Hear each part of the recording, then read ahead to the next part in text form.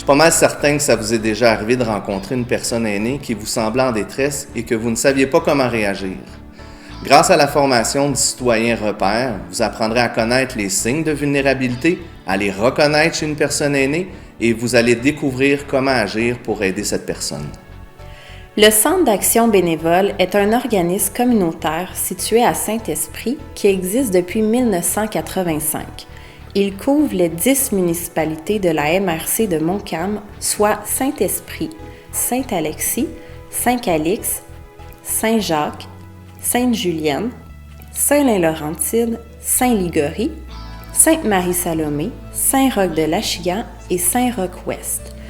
Le CAM Montcalm est porteur du programme ITMAV qui signifie Initiative de travail de milieu auprès des aînés en situation de vulnérabilité. Ce programme vise à rejoindre les personnes aînées qui vivent une situation de vulnérabilité, d'abus ou de maltraitance ou une situation qui affecte leur qualité de vie. Je suis l'une des intervenantes de milieu dédiées au programme ITMAV. Mon rôle est de faire le pont entre les besoins des personnes aînées et les ressources et les organismes de la région qui sont à leur disposition. Lorsqu'une personne vit une situation difficile et qu'elle nous est référée, je prends contact avec elle, regarde quelle est sa situation difficile et examine avec elle quels sont les services qui peuvent être appropriés dans cette situation. En collaboration avec les ressources du milieu, on fait un suivi pour s'assurer que la personne aînée soit prise en charge par les organismes ou les services afin de régler la situation. Tout cela pour qu'elle reste dans son milieu de vie. On va vous donner des exemples plus concrets du genre de travail que l'on fait. On a une grand-mère, par exemple, de 83 ans, qui recevait chaque mois la visite assidue de son petit-fils, le premier du mois, à 10 h le matin. Et à chaque fois, son petit-fils venait pleurer à sa grand-mère. « Grand-maman, j'ai pas d'argent pour payer mon loyer. Puis tu sais ce qui va arriver si je paie pas mon loyer? Moi, me retrouver dans la rue, je vais retomber dans la drogue. C'est pas ça que tu veux, hein? » Et même à l'occasion, il était menaçant envers sa grand-mère. Donc, la grand-mère avait regardé la possibilité de porter plainte à la police, mais quand on lui a expliqué qu'elle devait donner une déclaration écrite et possiblement aller témoigner à la cour, évidemment, ce n'est pas la solution qu'elle recherchait. Elle a communiqué directement avec Repère Aînés Montcalm. Ayant des protocoles d'entente avec les différents services, le service de police a accepté de venir de façon moins formelle. Donc, le premier du mois suivant, à 10 h le matin, quand le petit-fils est arrivé, il a vu l'autopatrouille devant la maison de sa grand-mère. Inquiet, il a monté les marches en courant. « Grand-maman, qu'est-ce qui se passe? » « Ben, rien, mon petit-fils. Je prends un café avec la policière communautaire. Elle s'inquiète de ma situation financière. » Et la policière a pris la parole avec le petit-fils pour lui faire comprendre que, contrairement à ce qu'il pensait, sa grand-mère n'était pas riche. Elle devait se priver à la fin du mois au niveau de la nourriture pour pouvoir lui donner de l'argent. Donc, ça a mis fin à la situation d'abus et ça a gardé la relation familiale. Voici un deuxième exemple. C'est l'histoire d'une femme et d'un homme qui étaient en couple depuis plus de 60 ans. Malheureusement, la dame est subitement décédée. Comme dans la majorité des couples, chacun avait ses tâches. C'est madame qui s'occupait de gérer la portion finance. Quand elle est décédée, son mari s'est retrouvé seul avec son gros chagrin d'amour. Mais en plus, il ne savait pas comment s'occuper de toute cette gestion financière. Pas parce qu'il n'était pas intelligent, mais simplement parce que c'est madame qui s'en occupait normalement. Donc, les comptes ont commencé à s'accumuler dans l'entrée et c'est une voisine qui s'est aperçue de la situation. Cette voisine avait suivi la formation Repère Aînés Montcalm. Elle nous l'a donc référée. Quand nous sommes entrés en contact avec monsieur, on s'est rendu compte qu'il avait besoin d'aide pour apprendre à gérer ses finances. Alors, on l'a mis en contact avec un organisme communautaire qui s'appelle l'ACEF Lanaudière, qui l'a accompagné dans sa démarche. Mais on l'a aussi mis en lien avec un autre organisme communautaire, aux couleurs de la vie, pour l'aider à passer au travers de sa grande peine. Donc aujourd'hui, monsieur va très bien. Il utilise sa carte de débit, fait ses paiements en ligne et en plus, Il a réussi à se faire plein d'amis au sein de son groupe de soutien pour le deuil. Donc ça, c'est une belle réalisation du programme Repère Aîné Montcalm.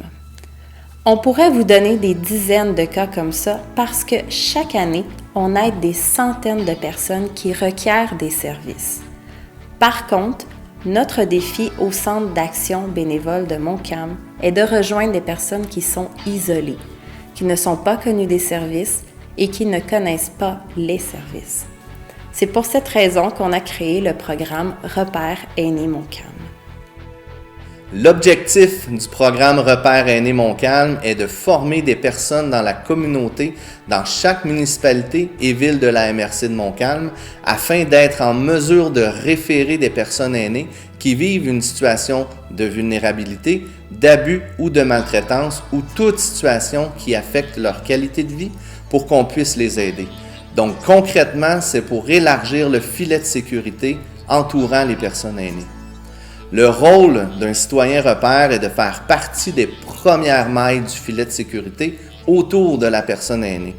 Pour ce faire, il doit être en mesure de connaître les indices de vulnérabilité et de perte d'autonomie, de les reconnaître chez une personne aînée en situation de vulnérabilité pour être en mesure d'intervenir avant que la situation ne prenne trop d'ampleur et d'agir, c'est-à-dire prendre contact avec la personne et nous la référer. Si vous reconnaissez des indices de vulnérabilité chez des personnes aînées ou si elles partagent avec vous une confidence sur une situation difficile qu'elles vivent, elles ne savent pas quoi faire avec ça. Elles ne savent pas à qui en parler, mais clairement elles ont besoin d'aide. N'hésitez surtout pas à leur parler des services de repère Aîné Montcalm. Qu'est-ce que vous pouvez remarquer qui vous permettrait de déterminer qu'une personne aînée a besoin d'aide? Nous allons faire le tour des indices de vulnérabilité avec vous afin que vous puissiez les connaître et surtout les reconnaître. Il faut prendre en compte que la plupart du temps, il s'agira d'une combinaison de plusieurs indices ou encore de l'apparition de nouveaux indices chez une personne aînée que vous rencontrez régulièrement. Deux premiers éléments à remarquer. Si les gens sont d'âge avancé et qu'ils demeurent seuls, évidemment, ils peuvent être plus vulnérables. Les gens qui se déplacent difficilement, qui ont des pertes d'équilibre ou qui utilisent une canne, une marchette, peuvent être plus vulnérables aussi. Les gens qui ont des pertes de bonnes habitudes alimentaires ou que subitement il y a une grosse perte de poids, ça peut vous mettre la puce à l'oreille. Les gens qui ont de la difficulté avec la conduite automobile, notamment lorsqu'ils arrivent devant votre commerce et que vous voyez qu'ils ont de la difficulté à se stationner, ça peut aussi être un indice de vulnérabilité.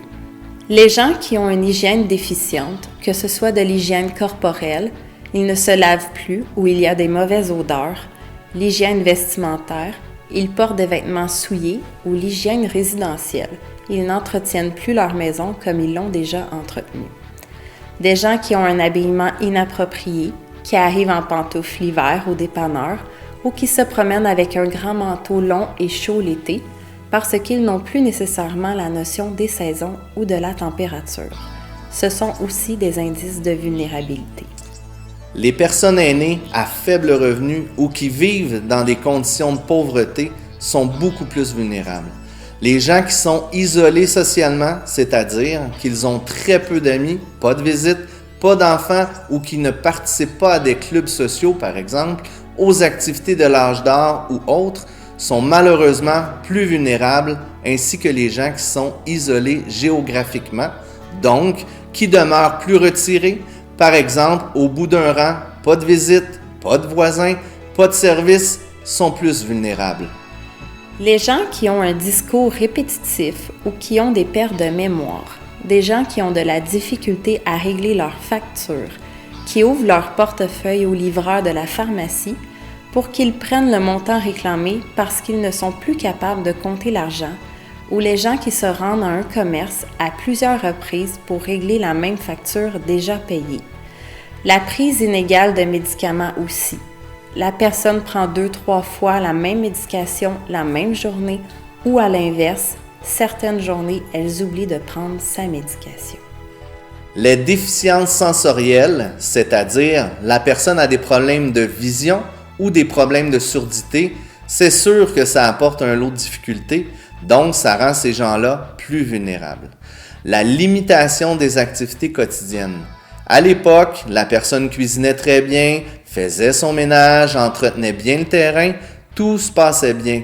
Mais doucement, on s'aperçoit qu'elle est beaucoup plus anxieuse, ça devient difficile, elle a de la broue dans le toupette, alors qu'avant, c'était si simple. Difficulté d'adaptation aux nouvelles technologies. Les personnes aînées qui ont de la difficulté à utiliser le guichet automatique, qui ont de la difficulté à aller chercher de l'information sur Internet, peuvent être plus vulnérables. Les gens qui sont préoccupés par une situation familiale difficile, comme un conflit entre personnes, entre les enfants. Les gens qui sont préoccupés par une possible situation d'abus financier, d'abus physiques ou d'abus psychologiques.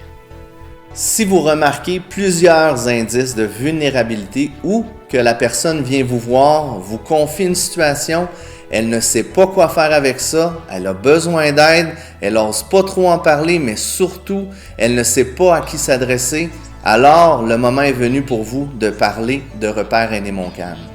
Il y a plusieurs façons de le faire. Si vous souhaitez référer un aîné, vous n'avez qu'à utiliser le dépliant de référencement du programme Repère Aîné Montcalm. D'abord, présentez-vous comme citoyen Repère et parlez-lui du programme Repère Aîné Montcalm. Bonjour madame, mon nom est Lisa et j'ai été formée par le programme Repère Aîné Montcalm. Vous semblez avoir besoin d'aide et le programme en fait pourrait vous mettre en contact avec une intervenante de milieu qui pourrait vous aider à déterminer c'est quoi vos besoins et vous référer vers des ressources appropriées. Est-ce que vous seriez intéressé que je vous mette en contact avec elle? Informez-la que le service est gratuit et confidentiel et qu'il a pour but de l'aider à demeurer chez elle le plus longtemps possible et ou de lui venir en aide. Demandez-lui si vous pouvez la référer à l'une des intervenantes de milieu du programme qui prendra contact avec elle par téléphone.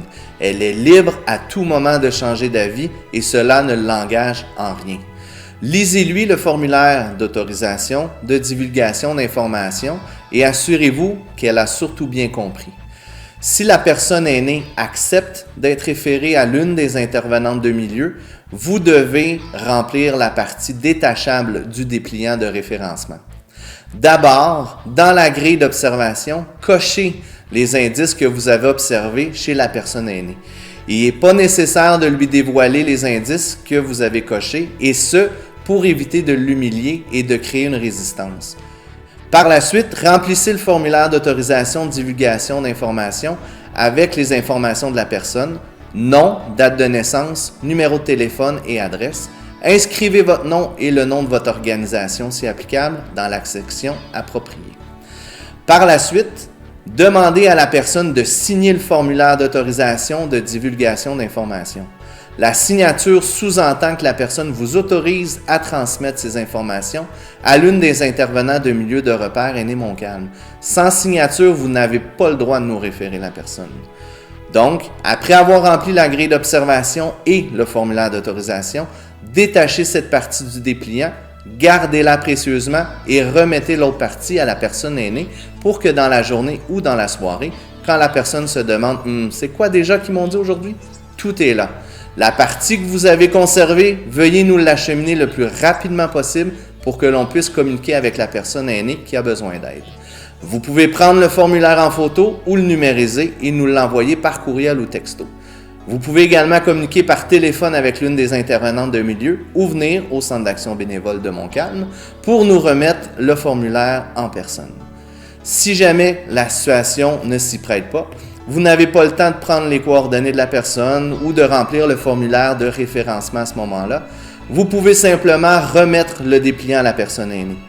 Vous pourrez la relancer à l'occasion, lui demander si elle a lu l'information, si elle a besoin de plus de détails, que vous connaissez l'organisme, que vous pouvez l'aider si elle souhaite être référée.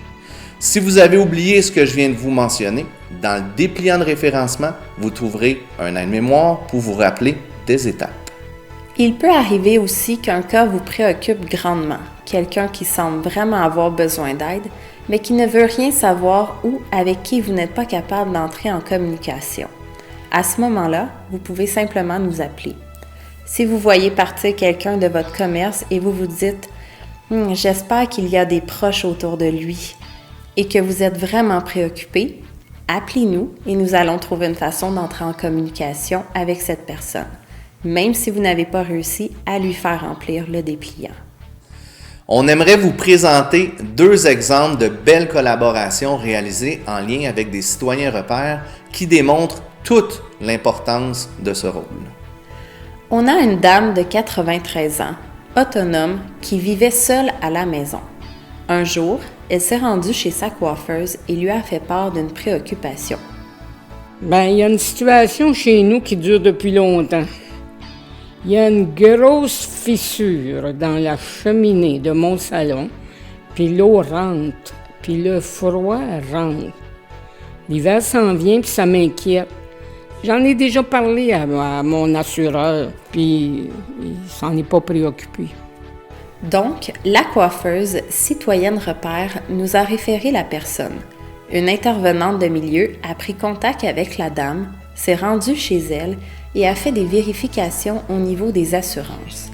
La compagnie était contente d'avoir des nouvelles parce que le courtier d'assurance nous a dit que c'était un dossier qui était sur son bureau depuis 3 ans.